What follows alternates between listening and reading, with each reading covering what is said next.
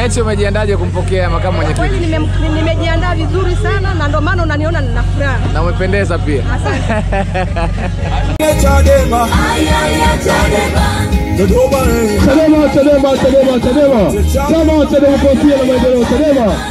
Kinawatangazia wananchi wa maeneo haya.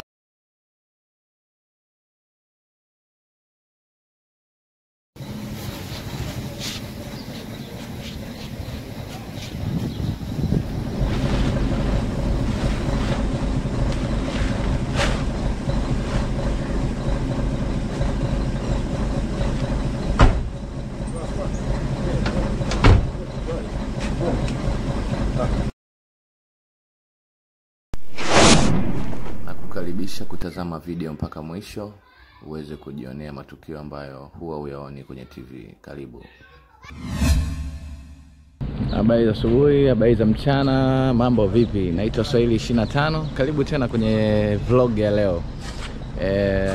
Kama wewe ndo mara ya kwanza kutazama video hii kupitia channel hii, mimi nafanya mtindo wa vlog.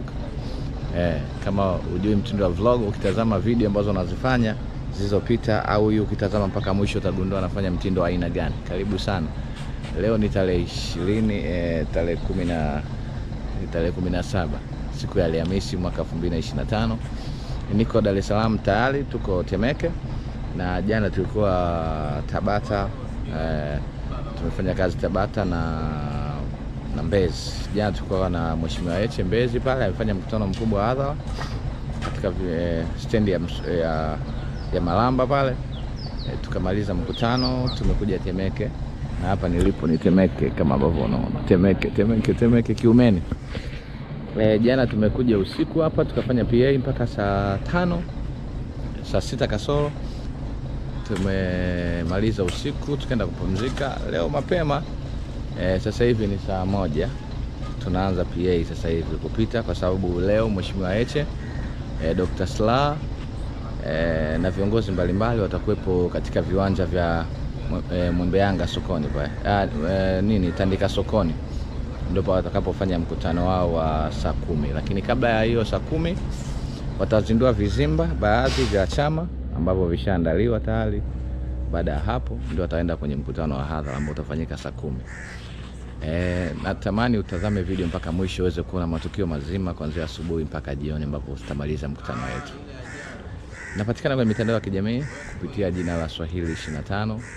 Unaweza kunifollow kwenye TikTok, ukanifollow kwenye Instagram, kwenye mtandao wa X zamani unaitwa Twitter.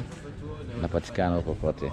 Karibu sana. Kama una maoni, una ushauri, unataka kunisupport, hapo chini kwenye description kuna namba ya simu na maelezo unaweza kuyafuata. Unaweza comment hapo, nikaona comment yako.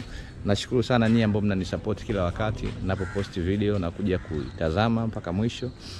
Na pia nakuomba nikusisitize, sasa hivi utakapokuwa unaona tangazo linakuja pale, video inapokuwa inaendelea, labda tangazo likaanza pale mwanzo au katikati au mwishoni, liache liplay mpaka mwisho, maana lile ndio linanifanya nipate angalau pesa ya kununua bando kwa ajili ya kupostia hapo. Unapoliacha tangazo likaplay mpaka mwisho, ni tangazo la sekunde 5 tu. Sekunde 5 unashindwa kuvumilia?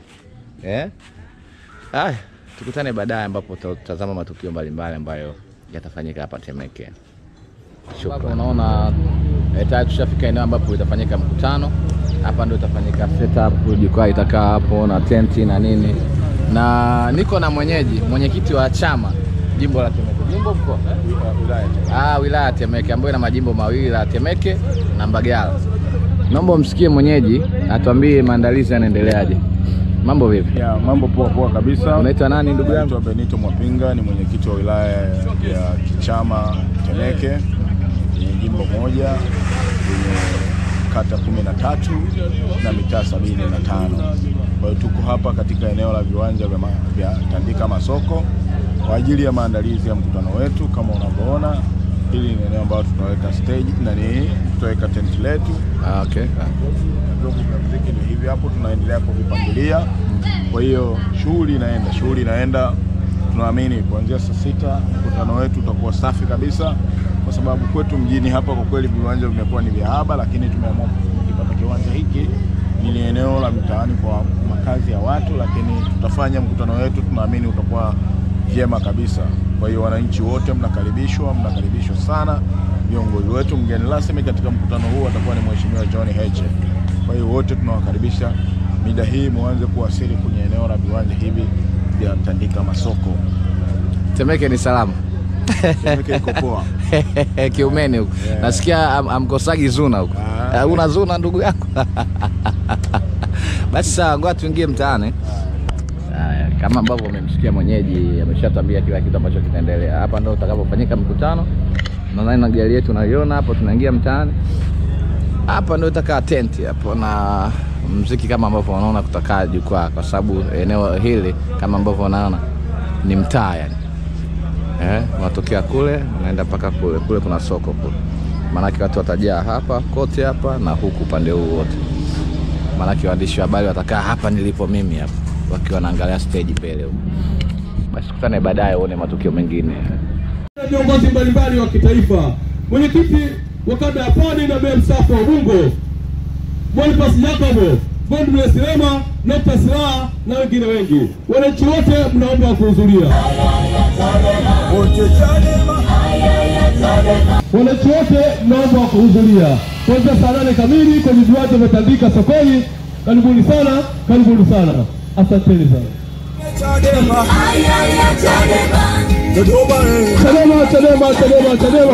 Chama cha Demokrasia na Maendeleo Chadema kinawatangazia wananchi wa maeneo haya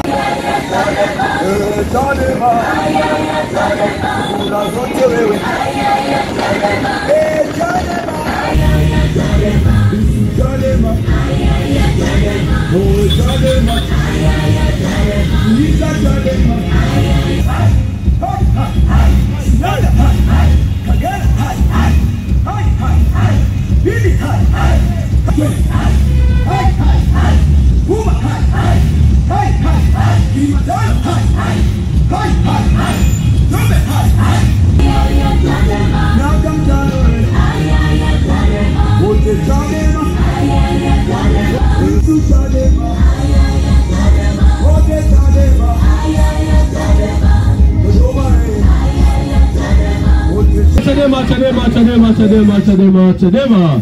Chama cha Demokrasia na Maendeleo Chadema kinawatangazia mkutano mkubwa wa hadhara utakaofanyika kwenye viwanja vya Tandika sokoni kuanzia saa 8 kamili mpaka saa 12 jioni. Wananchi wote mnakaribishwa.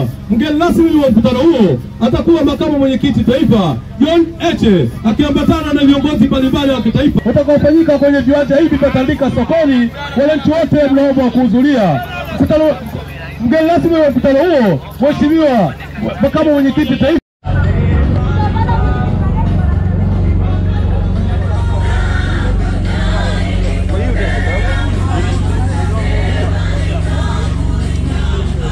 Bado kwenye maandalizi hapa kumpokea Mheshimiwa Heche hapa. Na atakuja kuzindua hili eneo. Atakuja kuzindua hapa baadaye. Kama ambavyo unaona maandalizi yanaendelea hapa, mafundi wanaendelea. Hapa tupo Keko hapa ambapo Mheshimiwa Heche anakuja kuzindua kizimba cha kwanza. Hapa si ndio kizimba cha kwanza? Mambo vipi? Kwema. Nani unaitwa ndugu yangu? Naitwa Mr. Josephat Tumaro. Umejiandaje kumpokea Mheshimiwa Heche? Of course maandalizi ni mazuri. Kama unavyoona hawa ni baadhi ya watu na bodaboda waliojitolea kwa ajili ya kumpokea Mheshimiwa Heche, na ni wengi kwa kweli, ni wengi wanasubiri ujio wake. Na kata hii ni kata ya Chama cha Demokrasia na Maendeleo miaka yote. Kwa hiyo watu wengi kila wanayemgusa anazungumzia kwa habari ya Chadema. Kwa hiyo tunachoshukuru ni kubali hata mheshimiwa kupita hata kuja kutusalimu kwa hapa. Kwa hiyo tunashukuru pia. Maandalizi mazuri kama unavyoona na tunaendelea kujenga kizimba kama hivyo. Sawa, mimi nashukuru. Ngoja subiri tumuone Mheshimiwa Heche atakapokuja hapa. Mama habari? Salama, habari ya leo. Naitwa nani mamangu? Kwa jina naitwa Jana Saidi, ni mwenyekiti baraza la wanawake kata ya Keko. Nafurahi sana kwanza leo, siku ya leo naifurahi sana kumuona katibu mkuu kuja kwenye kata yangu ya Keko. Leo tunazindua kizimba chetu cha kata ya Keko. Nina furaha kubwa sana. Na Heche, umejiandaje kumpokea makamu mwenyekiti? Kweli nimejiandaa vizuri sana na ndio maana unaniona nina furaha. Na umependeza pia. Asante. Kama ambavyo unaona watu wanajiandaa hapa, makamanda. Huyu ndiye atakuwa anatuongoza sasa. Huyu jamaa ndiye atakuwa mbele, ana pikipiki yake, atakuwa anatuongoza mpaka tutakapofika. Maana huko sisi wenyeji bwana. Sisi tukapotea. Inakuwaje ndugu yangu?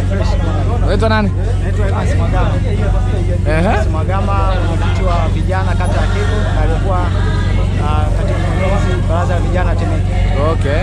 Hongera sana kwa maandalizi ambayo mnayafanya. Mmejiandaje kumpokea mheshimiwa makamu mwenyekiti? Tumejiandaa vizuri sana, hasa kwa kauli mbiu ya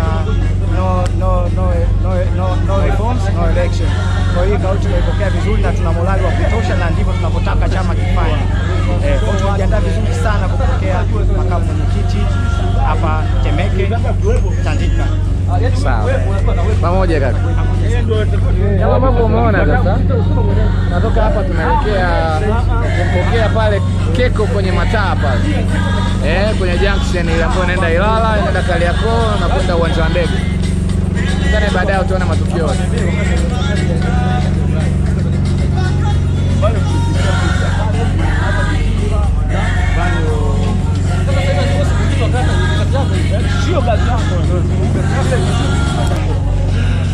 Kama ambavyo unaona watu wanajiandaa hapa, makamanda. Huyu ndiye atakuwa anatuongoza sasa. Huyu jamaa ndiye atakuwa mbele, ana pikipiki yake, atakuwa anatuongoza mpaka tutakapofika. Maana huko sisi wenyeji bwana. Sisi tukapotea. Inakuwaje ndugu yangu? Unaitwa nani? Naitwa Evans Magama. Evans Magama, mwenyekiti wa vijana kata ya Keko, na alikuwa katibu mwenezi baraza la vijana Temeke. Okay. Hongera sana kwa maandalizi ambayo mnayafanya. Mmejiandaje kumpokea mheshimiwa makamu mwenyekiti? Tumejiandaa vizuri sana, hasa kwa kauli mbiu ya no reforms, no election. Kwa hiyo kauli tumeipokea vizuri na tuna morali wa kutosha, na ndivyo tunapotaka chama kifanye. Kwa hiyo tumejiandaa vizuri sana kupokea makamu mwenyekiti hapa Temeke Tandika. Sawa. Pamoja kaka. Kama ambavyo umeona sasa, natoka hapa tunaelekea kumpokea pale Keko kwenye mataa pale. Kwenye junction ile ambayo inaenda Ilala, inaenda Kariakoo na kwenda uwanja wa ndege. Tena baadaye utaona matukio yote.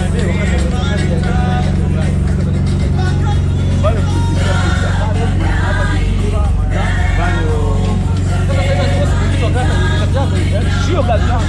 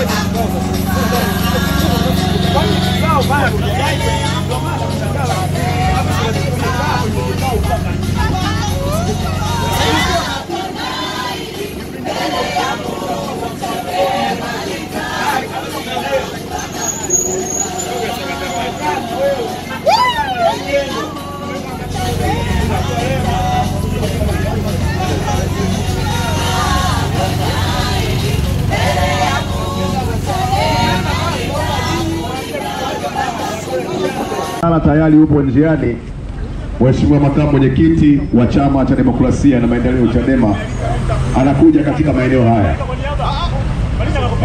Naona mwenyekiti mstaafu wa Chadema wa kanda ya Pwani anaingia akiwa amekuja kumpokea pia makamu mwenyekiti Mheshimiwa John Heche. Tunaye katibu wa kanda Ntele Benjamini. Kama ambavyo umesikia, sasa hivi tunampokea Mheshimiwa Heche. Sasa hivi hapa tuko maeneo ya Keko mataa hapa kwenye sheria, kama ambavyo unaona welcome hapo. Yeye atatokea huku kwa ajili ya kuja kumpokea, na tutampokea hapa, tutaenda naye ambapo ratiba imepangwa kwa ajili ya kuzindua vizimba. Tukutane baadaye ambapo namna hiyo.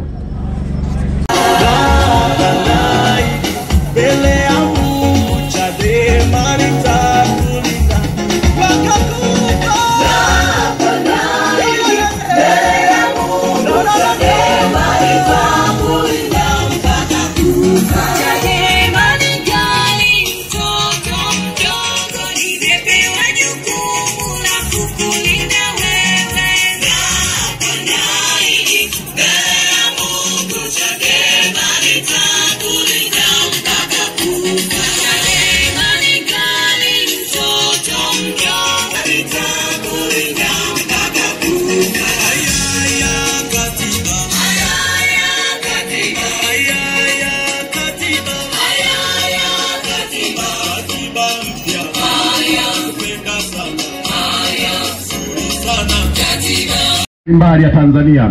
Basi ukiwasalimia ujue unazungumza na madereva wa IT eneo hili. Sasa madereva mko wapi? Mheshimiwa John Heche huyu hapa. Basi nimkaribishe moja kwa moja.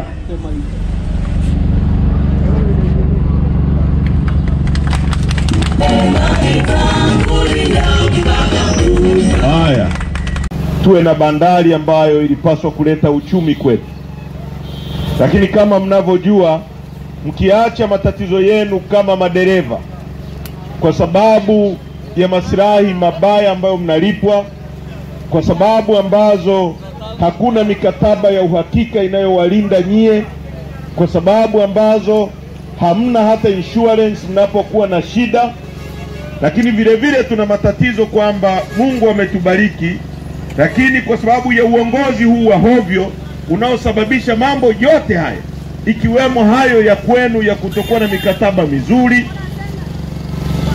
bado hata bandari yetu hatujaitumia vizuri kwa ajili ya manufaa yetu. Matokeo yake ndio haya tunayoambiwa kwamba bandari yetu imechukuliwa, imekabidhiwa kwa Waarabu wa Dubai mpaka kiyama, mpaka mwisho wa dunia. Sasa kwa wale mnaojua vizuri, Dubai ni jangwa, ni kanchi kadogo sana, ni kajangwa. Na Dubai mwaka 61 ilikuwa na watu 70,000. Leo wako 3,000,000. Dar es Salaam peke yenu mko 6,000,000. Sasa sisi watu 65,000,000 hatuwezi kuendesha bandari, kwamba tumewapa watu 3,000,000 ndio wamiliki uchumi wetu, waendeshe bandari na wachukue faida inayotoka huko. Nyie mnaopeleka magari Zambia mnajua kwamba mtu akichukua mzigo hapa akipeleka Zambia, tayari fedha imeingia kwenye serikali. Ukichukua mzigo ukitoa Zambia ukaupitisha hapa, tayari fedha imeingia kwenye serikali. Kazi yetu sisi kama nchi ni kukaa pale tukusanye hizo fedha, kwamba leo hatuwezi kukusanya, tumewapa Waarabu wa Dubai ndio wakusanye kwa niaba yetu. Wako 3,000,000, sisi tuko 65,000,000. Matokeo yake ni nini? Matokeo yake ni kwamba uchumi ambao ungetumika kujenga viwanda ambavyo vingeweza kuajiri vijana wetu hatuwezi.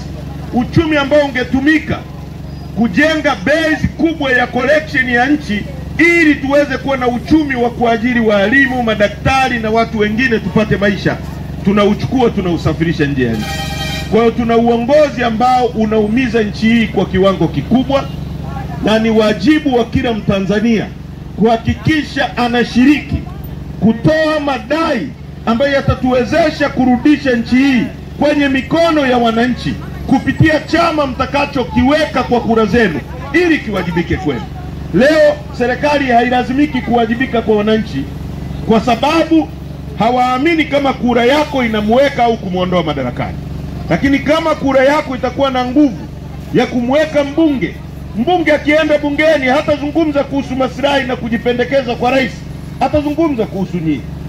Ndio maana sisi tulipokuwa bungeni tulikuwa tunazungumza masuala ya wananchi kwa sababu tuliwekwa na wananchi. Lakini Zungu hawezi kuzungumza kuhusu nyie kwa sababu amewekwa na rais. Ndio maana wanatumia dakika 20 kumsifu rais. Mama na kiremba kizuri, mama sio amefanya nini, barabara ikichimbwa hapa ni mama, polisi wakinunuliwa gari ni mama. Huyu mama mwenye fedha nyingi ambazo hakuwahi kuzitumia kununua magari kabla hajawa rais, leo tu kwa rais anaweza kununua magari ya polisi. Polisi wakivaa uniform, mama amewanunulia uniform. Hivi akitoka madarakani kesho ataendelea kununua magari na kujenga barabara na kujenga kile kitu. Ana uwezo huo? Kwa nini ukitoka tu madarakani hela zako hizo za hisani unazotujengea flyover, unazotujengea barabara zinaisha ghafla? Kwa nini? Kwa sababu hizi pesa sio zake, ni za wananchi. Na wabunge wanajaribu kwa nguvu zote kufanya nyie mnaohangaika. Huyu hapa anayehangaika na matunda hapa siku nzima ili alipe kodi, baadaye hiyo hela anayolipa inageuka inakuwa ya Samia. Wewe unayehangaika na bodaboda mchana kutwa unahangaika, unauza maji, baadaye hiyo pesa ikikusanywa na serikali inakuwa ya mama, sio yako tena. Kwa nini? Ili usiwe na nguvu ya kuquestion wanapotumia vibaya fedha. Leo mkaguzi na mdhibiti mkuu wa hesabu za serikali anasema kuna matumizi ya hovyo ya pesa za umma bilioni 571. Wananchi hampati uchungu kwa sababu mnaona hizo ni pesa za Samia zimetumika. Lakini ungekuwa unajua ni pesa zako, umepiga ngoma hapo upate pesa, ukienda kununua kiberiti umechajiwa kodi, hela yako inatumika hovyo, ungekuwa na uchungu kwa sababu hela yako inatumika hovyo. Kwa hiyo lazima tuwe na upeo wa kuelewa mambo haya. Nchi hii ni ya kwetu na ni nchi iliyojaliwa sana rasilimali nyingi, tujitahidi tuzipiganie. Lissu amewekwa ndani, hajaiba kitu cha mtu, amewekwa ndani kwa uhuni na uongo, kwa kesi ya ujinga, bogus case. Tarehe 24 tujitokeze tukamtie moyo pale Kisutu mahakamani, na vyombo vya habari vya kimataifa vitakuwepo. Nimemsikia Muliro na kutumia nyie mliopo hapa, mpelekee message, anawaambia Watanzania wasiende mahakamani. Hana mamlaka yoyote kwa sheria yoyote kumwambia mtu asiende mahakamani kusikiliza kesi anayotaka, kwa sababu ana nguvu, ana mabomu na ayatumie, lakini sheria inasema hana mamlaka. Kwa hiyo tutaenda mahakamani, na nyie jitokezeni kwa wingi, mje kwa amani, chukueni vitambaa vyeupe, fungeni kwenye mikono yenu, mnaenda kusikiliza kesi ya kiongozi wenu, wala hakuna mtu atakayetufanya chochote. Wakitufanya chochote, dunia itakuwepo inaona. Tumealika vyombo vyote vya dunia hii viwepo kuona uhuni na udikteta unaofanywa, na tumekataa kusalimu amri kwa madikteta. Wangapi mnaunga mkono kwamba tusisalimu amri kwa madikteta? Asanteni sana. Tunahitaji tume huru ya uchaguzi ili tuweze kuwa na uchaguzi utakaowawekea viongozi wanaowajibika kwenu, ili hata mkiiweka Chadema ikishindwa kusimamia rasilimali zetu vizuri, muwe na nguvu ya kuipiga chini na kuweka watu wengine. Ndicho tunachopigania hapa, hicho ndicho tunachopigania. Chama cha CCM kimekaa madarakani miaka 63, kimechoka, hakina mbinu mpya. Huwezi kufundisha mbwa mzee mbinu mpya za kuwinda. CCM ni mbwa mzee, amechoka. Tunahitaji watu wapya wengi madarakani wasubadilishe nchi. Tunawashukuru sana, Mungu awabariki.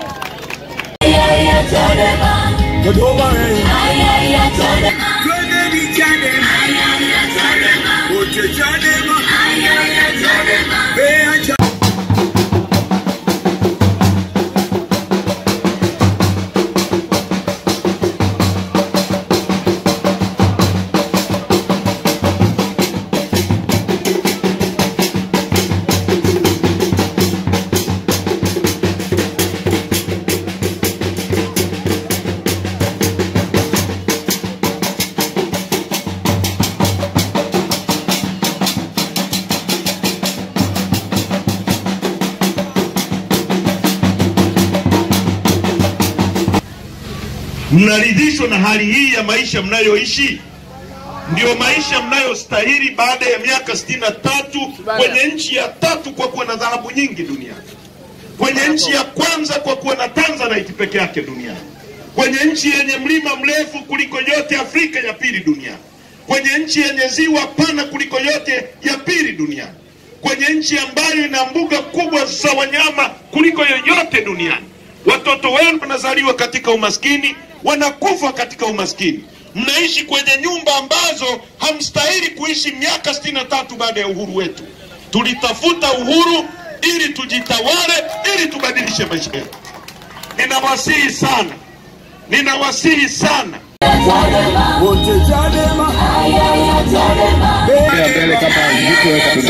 tuwezesha kuishi vizuri. Tunaishi vibaya kwa sababu kwa miaka 63 tumeongozwa na watu wa hovyo wasiokuwa na uwezo wa kubadilisha maisha yetu.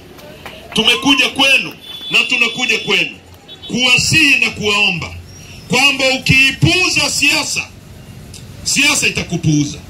Ukipuuza siasa, usipochagua mbunge wa kwenda bungeni kukusemea, hawa watu wataingia bungeni, watauza rasilimali zetu. Ndio maana leo wameuza bandari, wameuza madini, wameuza chuma, wanauza kila kitu katika nchi hii. Tulipokuwa bungeni, mnakumbuka tulipokuwa tunajitahidi kupigania nchi hii.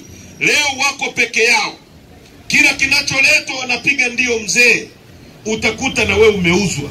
Hao watu wanatutesa kwa makusudi. Tuna kila sababu ya kukataa mateso haya. Tuna kila sababu ya kuhakikisha tunabadilisha nchi hii ili utajiri urudi mikononi mwetu na tuweze kusimamia kubadilisha maisha yetu.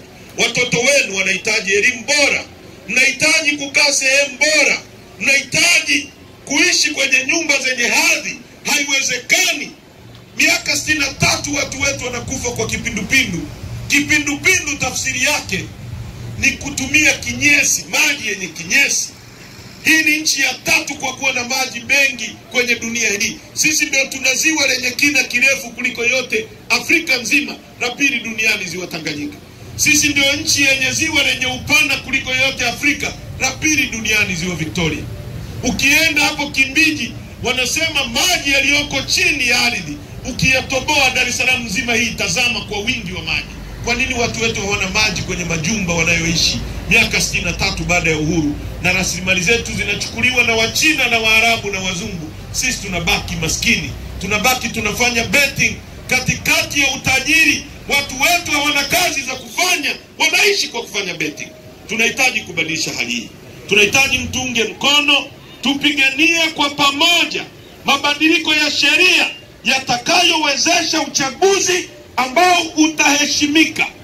Sio uchaguzi wa kumweka Heche madarakani kwa upendeleo, hapana.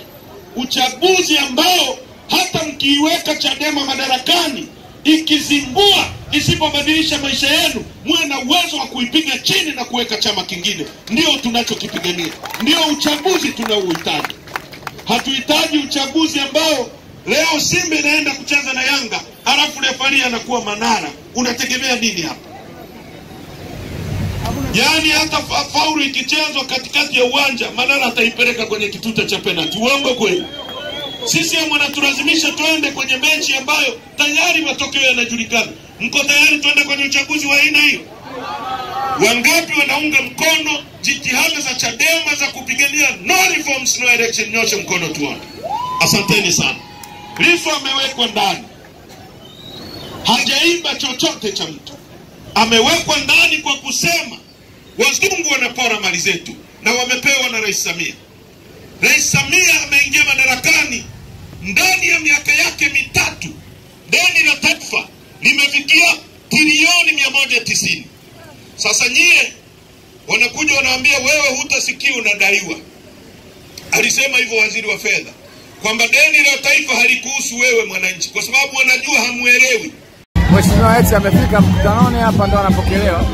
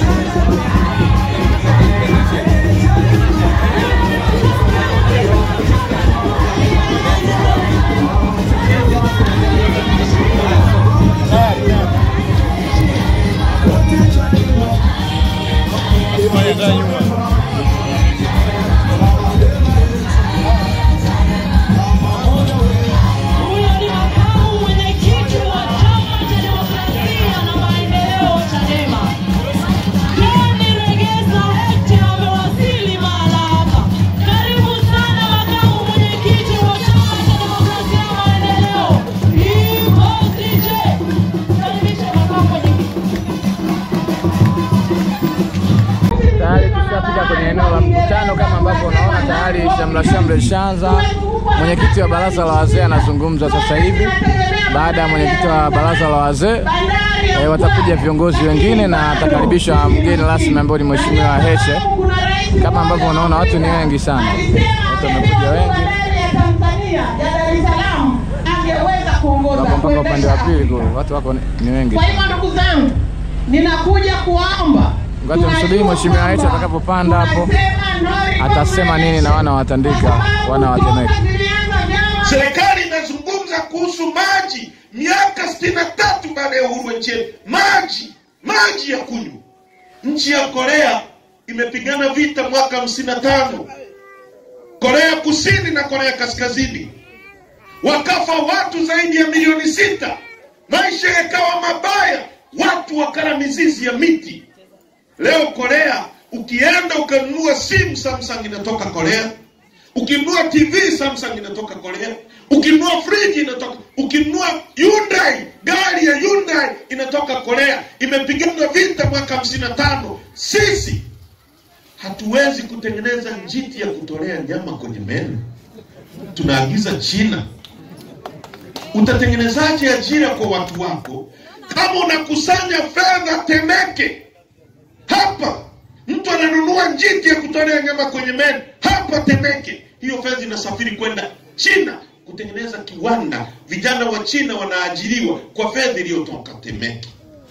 Utatengenezaje ajira kwa watu wako? Una bonda kila kijiji, kila mtaa, kila kona nchi hii. Una bajaji. Mwaka 70 Mwalimu Nyerere alitengeneza viwanda vya General Tyres vya kutengeneza tairi. Leo hatuwezi kutengeneza tairi ya bodaboda. Mnaelewa maana yake? Maana yake tairi ikimuishia mtu hapa Temeke, hiyo fedha inachukuliwa hapa inakwenda China.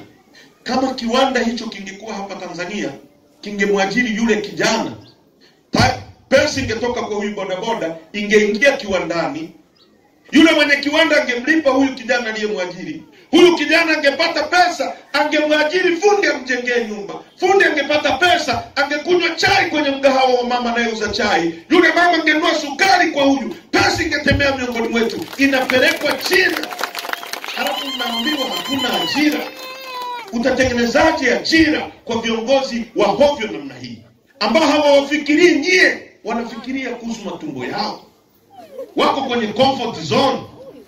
Alafu wanakuja wakati wa uchaguzi, wamechukua pesa zako, wanakuchongeshea t-shirt, unavaa nani kama mama. Mtu anayesafirisha ajira ya mtoto wako anaipeleka China. Wewe unabaki maskini Uswahilini. Ni lini watafikiria kuhusu makazi bora ya kwenu?